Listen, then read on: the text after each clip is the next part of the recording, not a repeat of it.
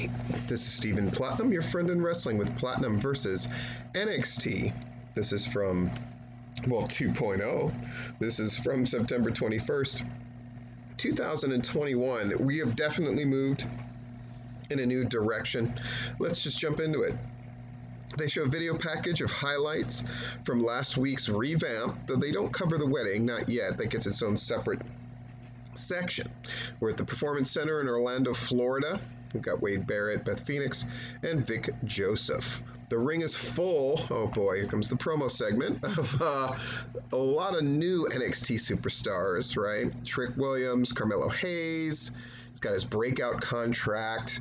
Odyssey Jones, Joe Gacy, Brooks Jensen, Josh Briggs, and Braun Breaker. The music hits. Out comes the new champion, Tommaso Ciampa, as Alicia Taylor does the introduction. He talks about his journey back to the NXT title and how it was all worth it. He shouts out a lot of the guys. NXT chant breaks out. Together we are NXT. The crowd says that along with Ciampa and the wrestlers doing the chant. Music interrupts. Here comes Cameron Grimes. He says the energy has him fired up. And the NXT title is the rocket fuel. He needs to go to the moon. Gacy interrupts Grimes as he enters the ring. Out comes LA Knight. He sees a bunch of hot garbage in the ring. He goes on about how these incels should be chanting at him as champion, but he's interrupted by Odyssey. Points out that Knight lost twice last week. Yikes. Here comes Pete Dunne and Ridge Holland. Dunne gives everybody a piece of advice. Basically, and they all start brawling, and we set up a bunch of matches. We cut backstage to Kaylee Ray arguing with Amari Miller, while B-Fab argues with Elektra Lopez, and they start brawling. Braun takes the mic and he says the fans want to see this continue on. Braun says how about you two bitches, meaning Dunne and Holland, grow a set of balls and face he and Ciampa in a match later tonight. Okay. So the Cruiserweight title is going to be on the line. We go to commercial. We come back. Roderick Strong against Kushida. Thanks to, that's the picture that I have there with the audio. The newest member of the Diamond Mine, she hits Kushida with the Super Girl Punch. And that leads to a victory. Nile is her name, right? Yeah. So Roderick Strong's the new Cruiserweight champ. They do a promo. It is what it is. New teaser vignette was Tony D'Angelo, a mafia-connected wrestler.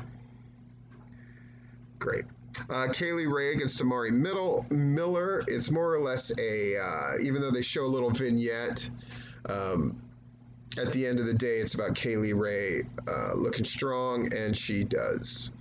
We also, before the match, though, we get a vignette that shows how Brooks Jensen and Josh Briggs met at a bar earlier this summer, coming together after a bar fight.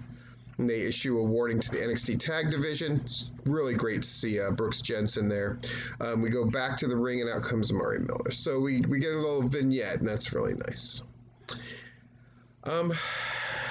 Mackenzie Mitchell is backstage with Braun Breaker. He cuts another promo. They say it's sink or swim. There we go. We get a quick look at WWE's first Singapore superstar, Dante Chen, and he's going to debut next.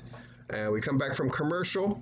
Zion Quinn is walking into the arena with two female wrestlers, but a rude male wrestler walks by and goes to enter ahead of them. Quinn has words with the guy and lays him out. Okay. Trey Baxter against Dante Chen. Another short match. Baxter gets dropped by Chen with a kind of a wing clipper type of move, and he holds him down for the pin. I like that he actually had to hold down his shoulders to get that pin. That actually looked pretty good. Andre Chase University vignette with Andre Chase in the classroom. It's lame. Beth says Kyle O'Reilly ribs were re-injured last week's attack, and now his status is week to week. We see Triple H's new tweet where he's recovering from heart surgery and thanked everyone for their support. Get a quick promo for Cameron Grimes. Excuse me, he's going to be in action next. So we get Joe Gacy against Cameron Grimes. It's our first kind of really back and forth match, but Cameron Grimes does win. with the cave in.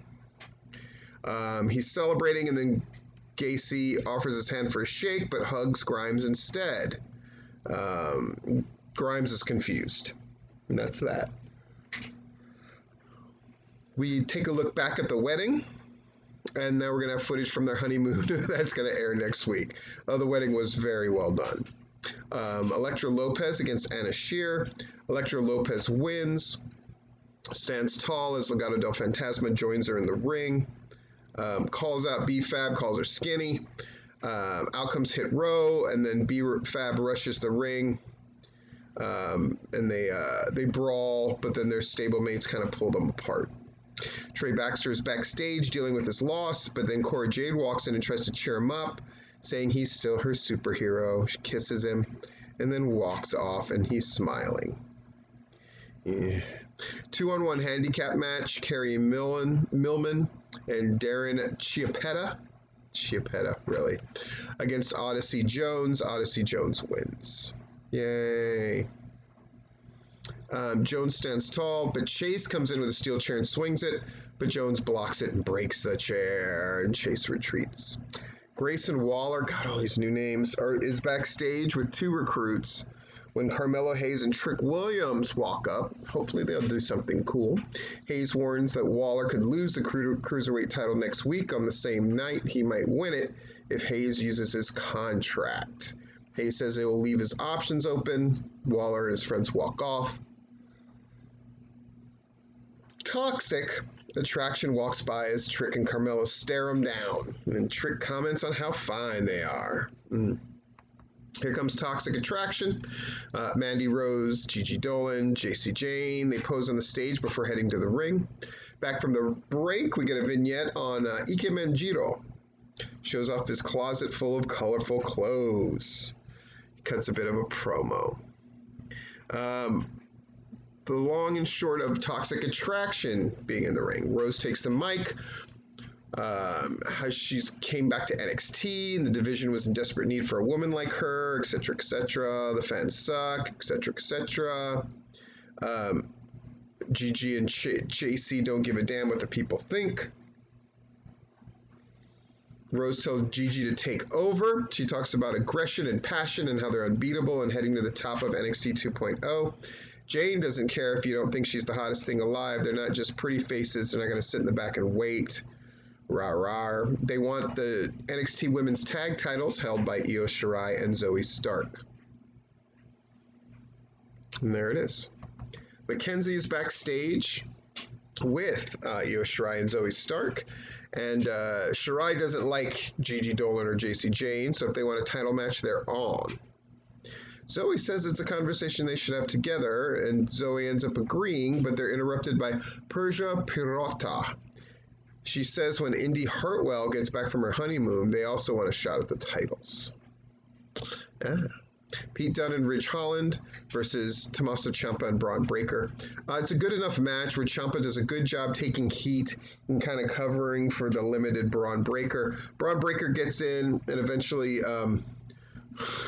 ruins Holland, who they'd set up as this unbeatable badass, and picks him up and hits him with his finisher. It's kind of sloppily done, but Holland's a big dude. I don't bust Braun Breaker's balls for that one. And that's our NXT show. How many people are going to watch this thing or continue to watch? I don't know.